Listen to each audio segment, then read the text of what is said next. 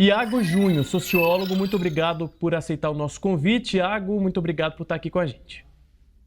Murilo, muito bom dia, muito obrigado pelo convite. Um bom dia a você, um bom dia a todos os telespectadores aí do SBT News. Perfeito. Iago, a gente estava falando agora há pouco sobre a greve nas universidades. Os professores anunciaram então a retomada, dessas aulas, a retomada então ao trabalho a partir do dia 13 de julho. É sempre um tema muito polêmico, greve, né, Iago? Porque é um direito do trabalhador, é um direito garantido pela Constituição, né? O direito à greve, o direito dos trabalhadores terem ali acesso a melhores condições de trabalho, mas também tem críticas, inclusive do próprio governo, né? O governo do presidente Lula disse que esperava uma postura diferente. Como que você analisa esse ponto, né? Mais de 2 meses então de greve, tanto do aspecto do direito à greve, quanto do aspecto de que realmente causa ali uma certa mudança no dia a dia dos alunos e de todo mundo que está envolvido nessa paralisação? Olha só, o primeiro ponto, esse problema que as universidades enfrentam é um problema que vem de há muito tempo. Por exemplo, quando eu estava em uma universidade em 1998, a universidade que eu estava com muito problema para pagar conta de luz. A reitora teve que fazer um acordo com o governador do estado para que não cortasse a luz, para que a empresa responsável pelo fornecimento de luz não cortasse. Recentemente, a UFRJ quase que fecha por falta de condições da sua manutenção básica. Né? Tem universidades onde os banheiros, os boxes dos banheiros não têm porta, onde faltou pia durante meses, a pia quebrou e não teve como arrumar. Então, esse sucateamento que as universidades enfrentam não vem de hoje. Né? É um problema muito grave. Né? Obviamente que a greve gera um certo desgaste para o governo, para todos os governos, mas em razão desse sucateamento que já vem de longos anos, né, ah, acho que foi uma boa medida a greve, principalmente porque se não acontecer a greve, se não houver algum tipo de pressão aos governos, os governos dificilmente tomam uma atitude por vontade própria. Né? Obviamente que você tem um desgaste aí em relação aos alunos que ficam sem aulas, né? As reposições, geralmente, às vezes nem sempre são reposições de fato, né? Mas aí a gente fica entre aquela questão: ou você continua trabalhando em condições absolutamente inviáveis, ou você para e fala, governo, não está dando mais. Como que nós vamos resolver essa situação? Né? E a relação que o governo Lula tem com os sindicatos e a visão que esse governo tem das universidades públicas, ela é muito diferente, por exemplo, da visão que o governo anterior tinha. Né? O governo anterior tinha uma visão que as universidades eram um antro de orgia e droga. Né? Houve muito mais cortes também e não havia um diálogo do governo anterior com os reitores, até porque os reitores não era respeitada as votações internas, né? Eram reitores impostos. Isso aconteceu em várias universidades.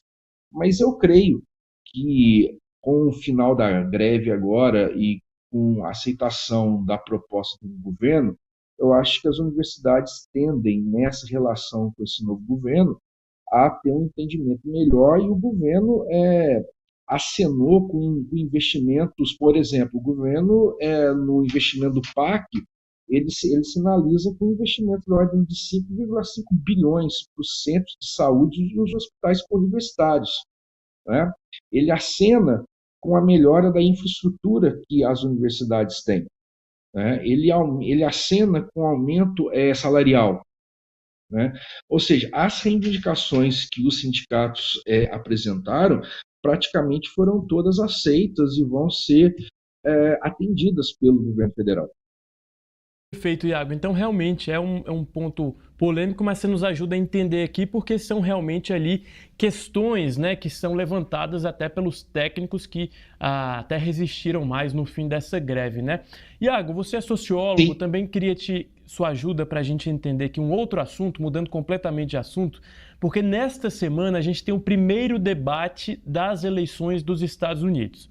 Claro, a gente tem aqui méritos e deméritos tanto do candidato Biden quanto do candidato Trump, mas eu não queria entrar nesse ponto especificamente. Eu queria tratar com você do porquê que o brasileiro ele acompanha tanto a eleição dos Estados Unidos, né? Um assunto que realmente impacta diretamente, tem até aquela frase clássica, né? O que acontece nos Estados Unidos acontece no Brasil.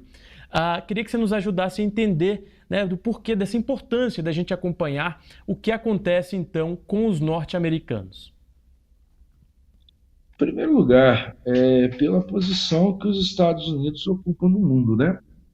Pelo seu poderio econômico, pelo seu poderio político e pelo seu poderio bélico, né? É inegável que os Estados Unidos exercem uma influência preponderante nos rumos, não só políticos das Américas, né? Mas também exerce, principalmente nos últimos anos, aí, uma influência muito grande na política. Se você olhar bem para o que está acontecendo, por exemplo, na América do Sul, pelo menos nas duas últimos pleitos presidenciais, está havendo uma semelhança muito grande entre essa polarização norte-americana entre republicanos e democratas, está havendo uma reprodução disso no Brasil. Você pega essa disputa de Lula com Bolsonaro, de certa forma, reproduz um pouco a disputa entre republicanos e democratas nos Estados Unidos. Por exemplo, as pautas, tanto da direita quanto da esquerda, essas novas pautas, as pautas identitárias que a esquerda tanto defende e as pautas de costume que a direita tanto defende, é uma reprodução das discussões que ocorrem nos Estados Unidos. Né? Por exemplo, nós tivemos muito recentemente aí a PL 1904, né? Que equivalia o aborto ao homicídio. O aborto é o principal assunto que vai ser debatido no dia 27 entre o Trump e o Biden. Tem três assuntos lá que são muito importantes que vão definir os rumos da política. Primeiro, a questão do aborto. Segundo, a questão da criminalidade.